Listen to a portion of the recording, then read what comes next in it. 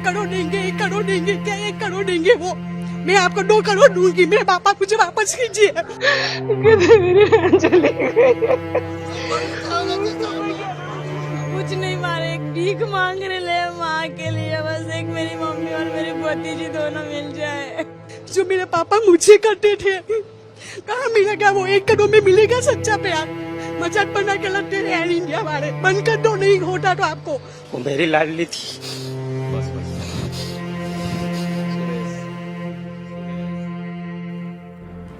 हम और आप जब विज्ञान की कक्षा में बैठे होते हैं और पानी के बारे में पढ़ाया जाता है, तब एक टर्म आता है बॉइलिंग पॉइंट, यानी वो तापमान जिस पर पानी उबल कर लिक्विड से गैस में तब्दील होने लगता है, भाप बनने लगता है। 100 डिग्री ये तापमान होता है।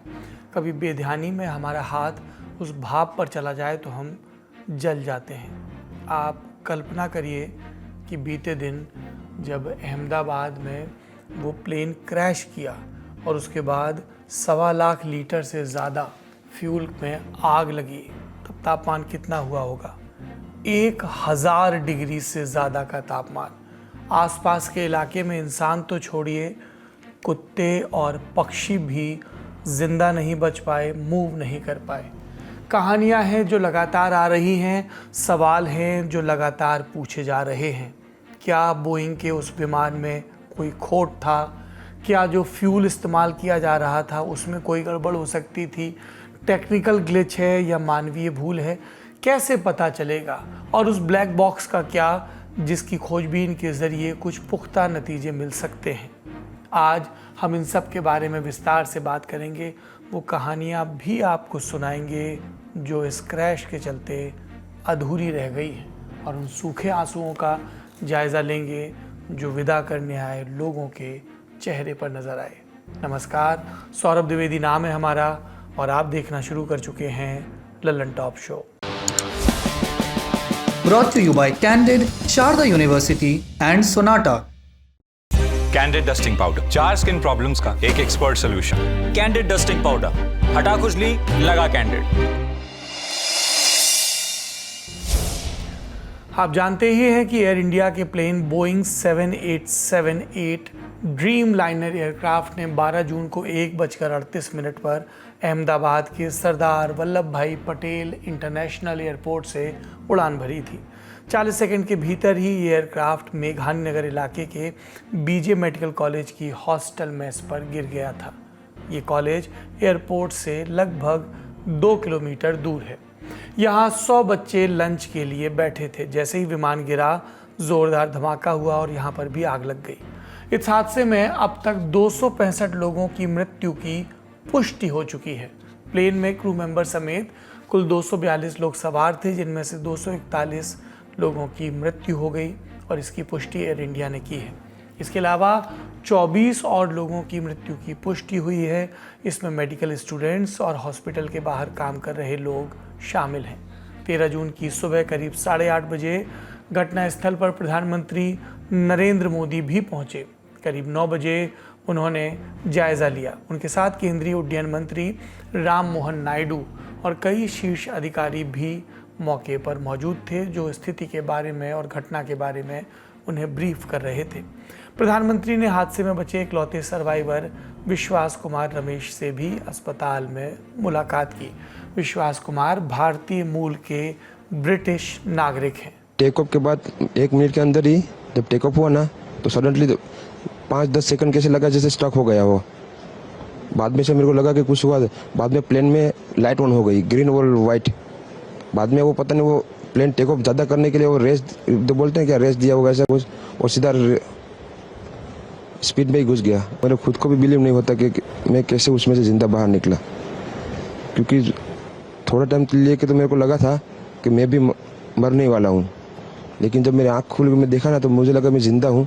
तो मैंने ट्राई किया, जब मेरी सीट से वो मेरी बेल्ट निकाला, मैंने वो ट्राई किया जहाँ से निकल सकता वहाँ से, तो मैं निकल गया वहाँ से।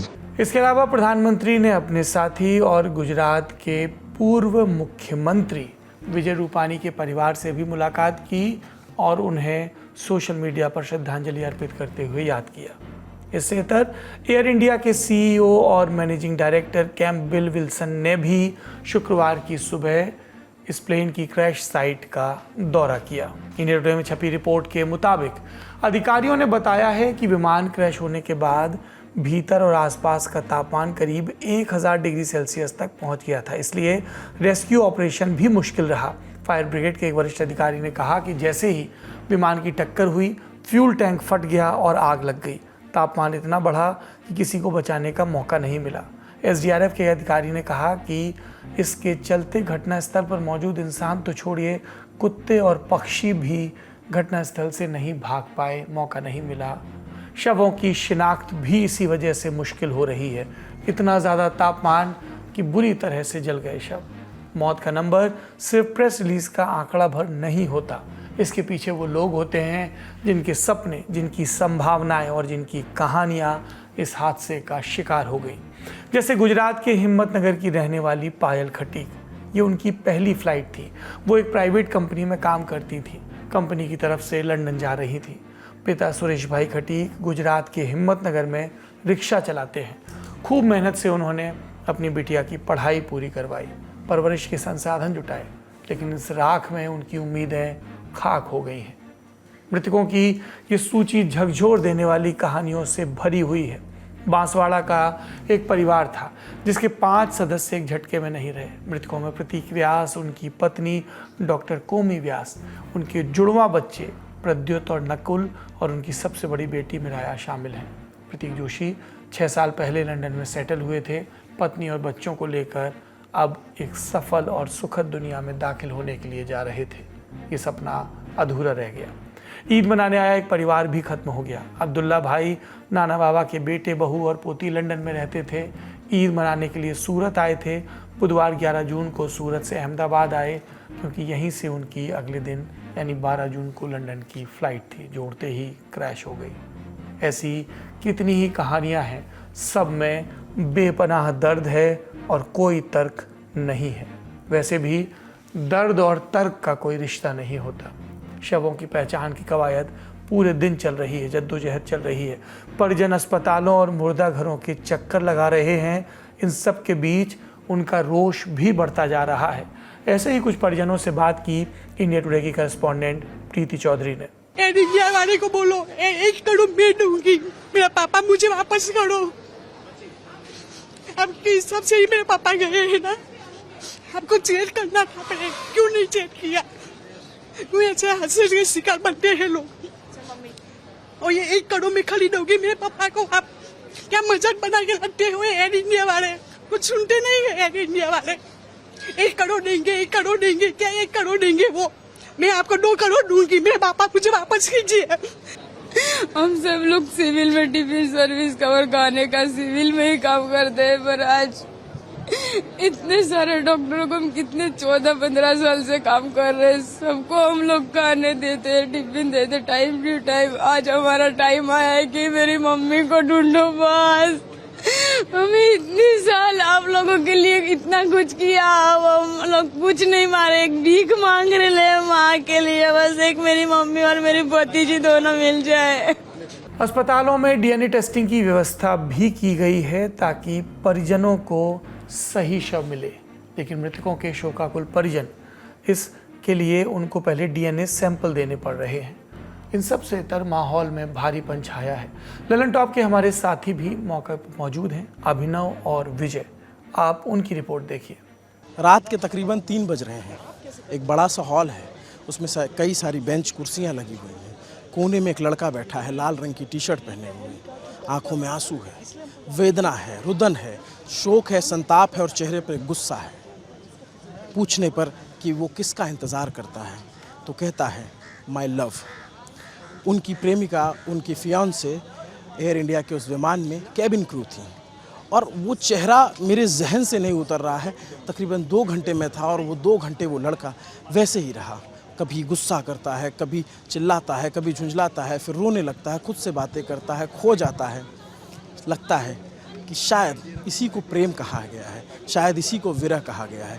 उसी हॉल में एक और लड़का है जो डीएनए टेस्ट के लिए अपना ब्लड दे रहा है। ब्लड देने के साथ साथ वो फ़ोन बार बार चेक कर रहा है, क्योंकि वो मैसेज कर रहा है अपने भाई को और मैसेज डिलीवर हो रहा है। लेकिन भाई तो प्लेन में था पूरे परिवार के साथ, पत्नी बच्चों के साथ, वो भी नहीं रहा। ये सब रात के 3 बजे जब मैं देख रहा था तो लग रहा था कि इससे बुरी त्रासदी शायद मैंने अपने 10 साल के रिपोर्टिंग करियर में कभी नहीं देखी है। इसके अलावा क्या होता है, जब हम पोस्टमार्टम हाउस पहुंचते हैं तो वहाँ दुर्गंध फैली हुई है।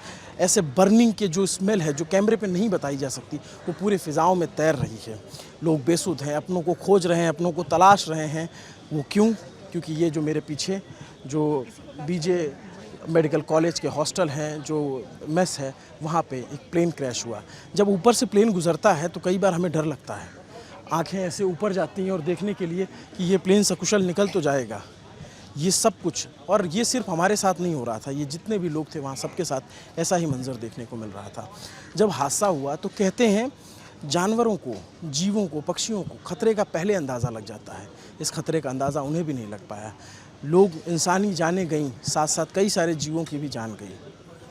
पक्षी जो उड़ने की मुद्रा में थे, उनके जो अवशेष मिले हैं वो उसी पंख फैलाए हुए तरीके से मिले हैं। कोई डॉग है, वो जिस पोजीशन में था उसी पोजीशन में जला हुआ मिला है। लोग जो थे, कोई खाना खा रहा था, किसी के हाथ में चम्मच मिली, किसी का हाथ नहीं मिला।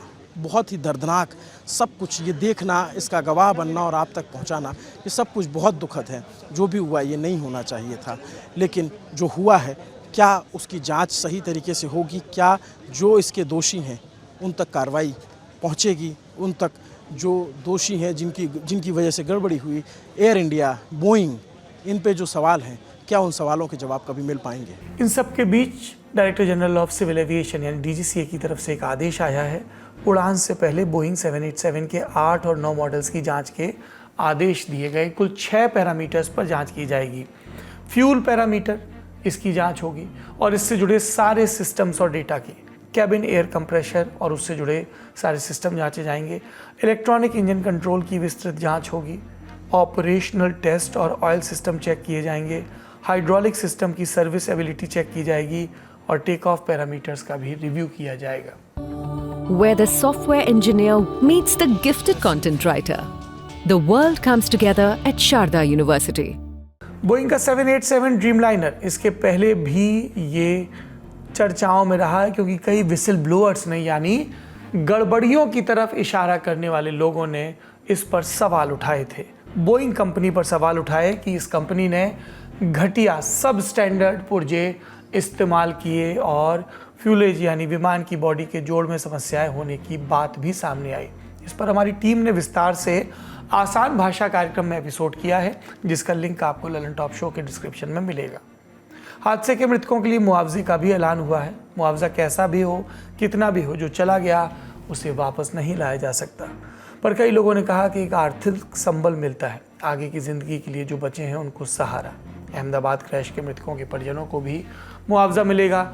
टाटा समूह पर इसके लिए कोई वित्तीय बोझ नहीं पड़ेगा क्योंकि एयरक्राफ्ट भी इंश्योर्ड था और जिन लोगों की जान गई उनका मुआवजा इंश्योरेंस कंपनियां देंगी।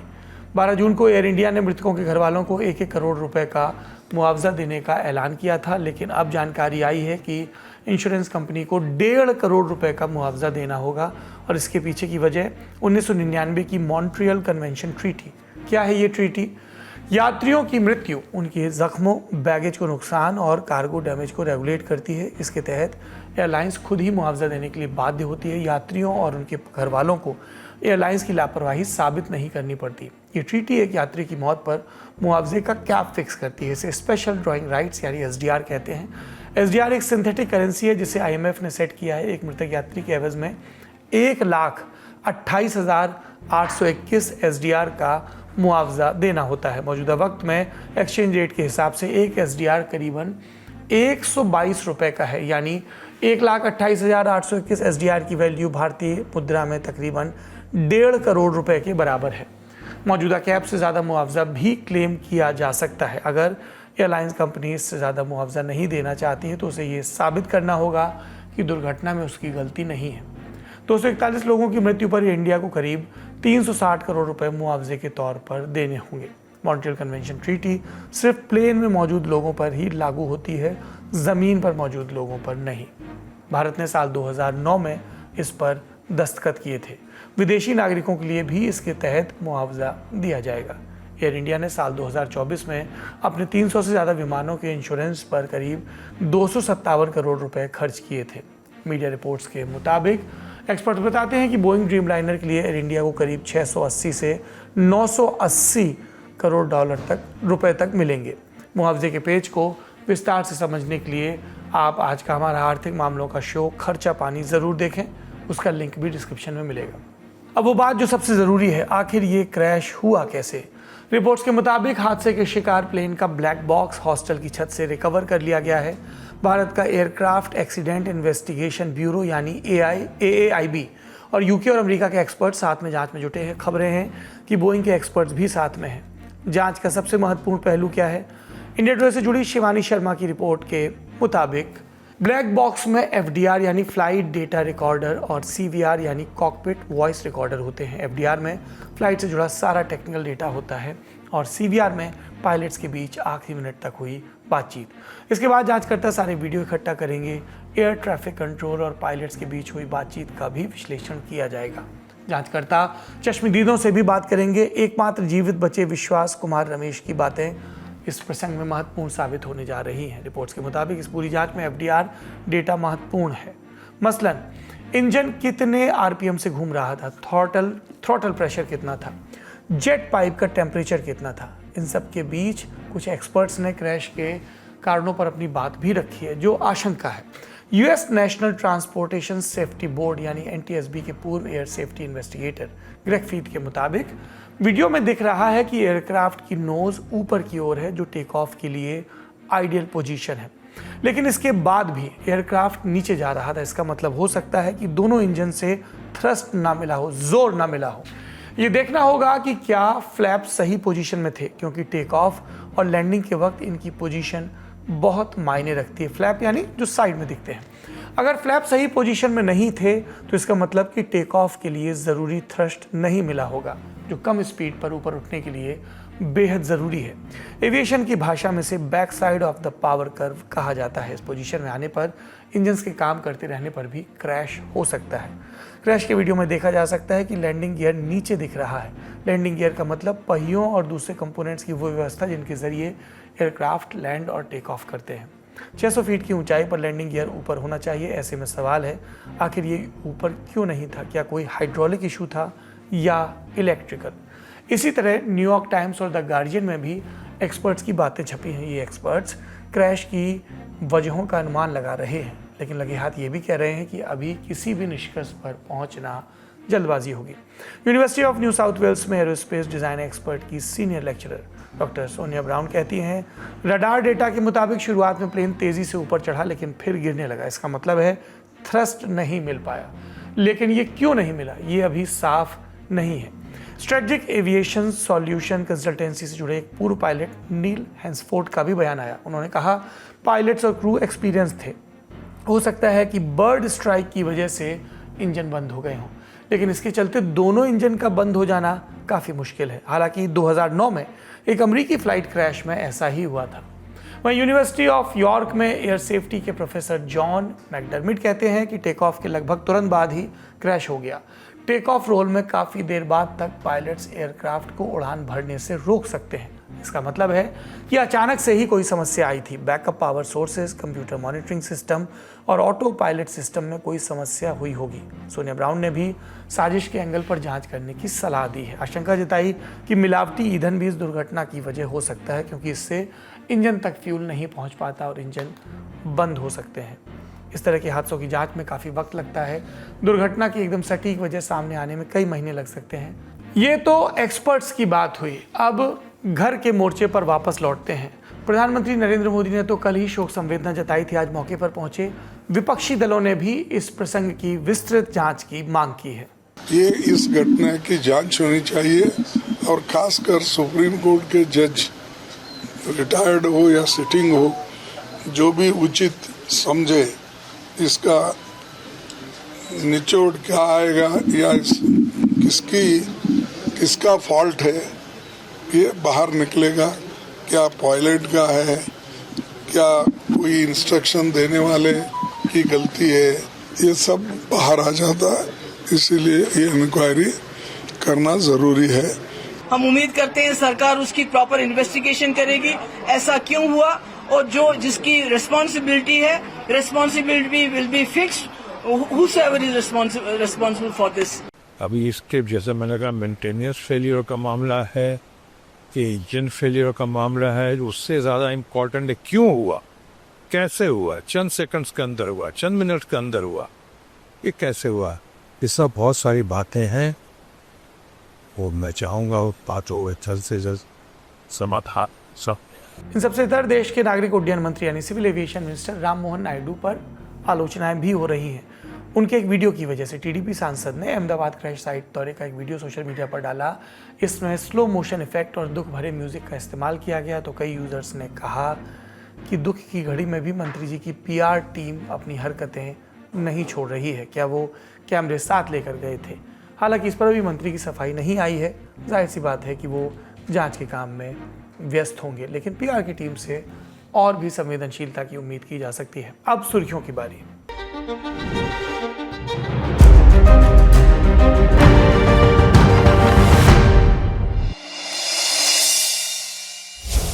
थाईलैंड के फुकेट इंटरनेशनल एयरपोर्ट पर एयर इंडिया की एक फ्लाइट AI-379 की इमरजेंसी लैंडिंग आज कराई गई। फ्लाइट को बम से उड़ाने की धमकी मिली थी।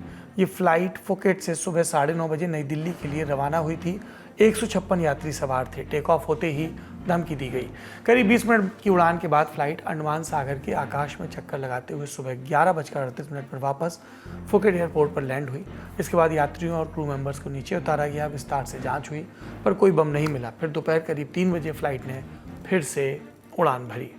अगली सुर्खी, इजरायल और ईरान के बीच छिड़े युद्ध की वजह से कुछ फ्लाइट्स का रूट डाइवर्ट किया जा रहा है और कुछ को वापस भी बुलाना पड़ा। ईरान की राजधानी तेहरान में इजरायली हमले के बाद ईरान ने अपनी एयर स्पेस को बंद कर दिया। इसके बाद एयर इंडिया की कम से कम 16 फ्लाइट्स के रूट डाइवर्ट किए गए हैं। एयरलाइन के अनुसार प्रभावित सेवाओं में न्यूयॉर्क से दिल्ली के साथ साथ दिल्ली और मुंबई से लंदन और न्यूयॉर्क के लिए भी कई उड़ानें शामिल हैं। एयर इंडिया ने इसे यात्रियों की सुरक्षा में उठाया कदम बताया और कहा कि रिफंड या कॉम्प्लीमेंट्री रीशेड्यूलिंग की पेशकश की जा रही है। साथ ही यात्रियों के लिए वैकल्पिक व्यवस्था की भी बात है। एयर इंडिया ने एक्स पर उन 16 फ्लाइट की डिटेल्स भी शेयर की है जो डाइवर्ट की गई हैं या जिन्हें वापस बुलाया गया है। लिस्ट आपको स्क्रीन पर नजर आ रही है।